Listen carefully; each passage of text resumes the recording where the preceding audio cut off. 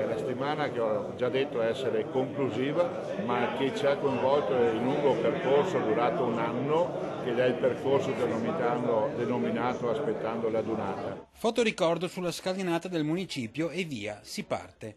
La settimana alpina, quella decisiva che si concluderà domenica a Treviso, prende il via a Vittorio Veneto. Una stella alpina per non dimenticare. Questo è il titolo che gli alpini hanno dato alla marcia di avvicinamento verso la dunata del Piave.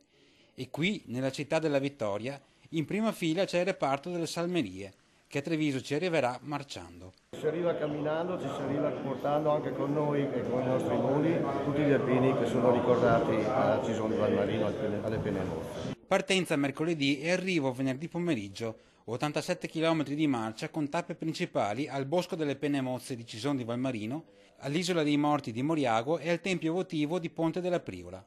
Confermata a Treviso la presenza della star del reparto Salmerie, l'ormai celebre Mulo Iroso, classe 79, a cui è stato riservato un comodo stallo, visitabile, all'ex genio civile in via Alcide De Gasperi. Vecchio e cieco ma caparbio, presente a quella che probabilmente sarà la sua ultima adunata.